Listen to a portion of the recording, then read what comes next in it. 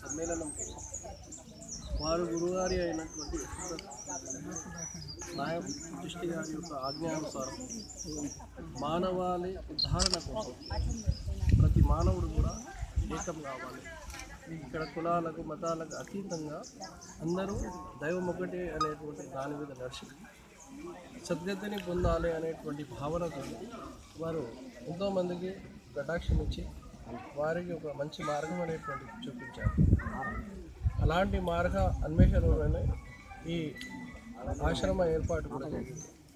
కాబట్టి ఈ ఆశ్రమంలో కూడా ప్రతి సంవత్సరం వారి గురువారు అయినటువంటి హజరత్ ఫాజిల్ అఫ్జల్ చిష్తి గారి యొక్క ఆరాధనోత్సవాలు ఘనంగా నిర్వర్తిస్తారు. ఈ 3 రోజుల కార్యక్రమంలో మొదటి రోజు గంధారాధన కార్యక్రమం అనేటువంటిది ఉంటుంది.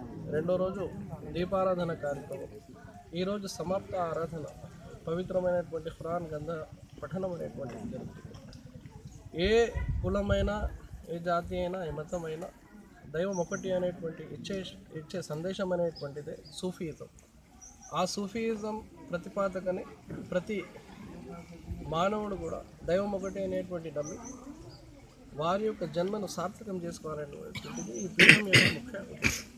కాబట్టి వచ్చినటువంటి మా పీఠానికి వచ్చినటువంటి ఆశ్రమానికి వచ్చినటువంటి ఎంతోమంది ప్రముఖులు, ఎమ్మెల్యే గారు మదన్ రెడ్డి గారు, అదేవిధంగా మిగతా ఎమ్మెల్యేలు కానీ డిప్యూటీసీలు కానీ మిగతా వాళ్ళందరికీ కూడా ఈ ఆశ్రమంలో వచ్చిన తర్వాత వారు చెప్పినటువంటి విషయాలు, ఒక భక్తి శ్రద్ధ వాతావరణం అనేటువంటిది ఇక్కడ చూసి అందరూ కూడా మంచి నడవడిలో నడవాలి అనే భావన మీదనే ఈ ఆశ్రమంలో వస్తుంది. కాబట్టి అందరికీ కూడా ఆరాధన యొక్క శుభాకాంక్షలు.